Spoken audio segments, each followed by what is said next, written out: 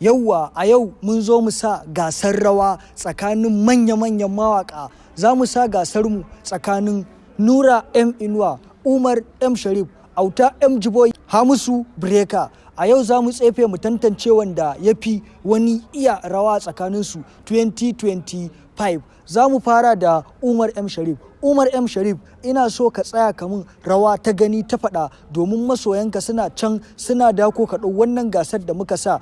Bismillah.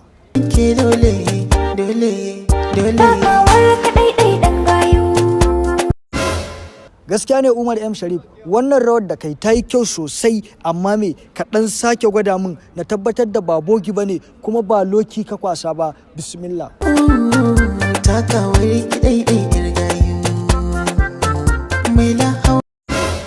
Gaskiya ne Umar M Sharif, wannan rawar da kai ta yi kyau sosai, na baka maki 80. Ina zuwa zan dawo kanka. Nura M Inuwa, na dawo kanka. Kaga yadda Umar M Sharif ya tsaya mana rawa ta gani ta faɗa, kai ma ina so ka mun rawa ta gani ta faɗa. Bismillah.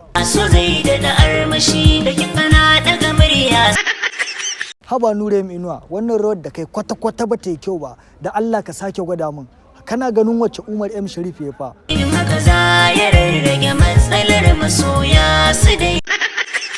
Gaskiya ne Nura M Inuwa, wannan da kai ta ɗanyi duk da cewa da kai ba wata rawa ka iya ba. Ina zuwa zan dawo kanka, na baka maki 25 don gaskiya ba kai kokari ba.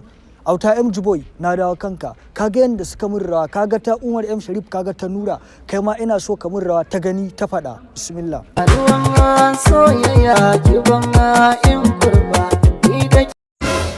Gaskiya ne Auta M Jiboy, wannan rawar da kai ta yi kyau sosai, amma me ka ɗan sake gwada min na tabbatar da ba bogi ba ne kuma ba loki ka kwasa ba. Bismillah.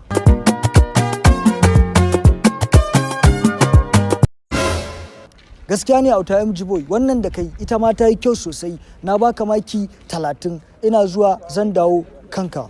Yauwa Hamisu Breka, kaga yadda Umar M Sharif ya rawarsa, Nura M Inuwa ya yi, Auta M Jiboy ya yi, duk da ta Nura M Inuwa ba ta yi kyau ba, amma ina so kai ka tsaya kamun rawa ta gani ta faɗa. Bismillah.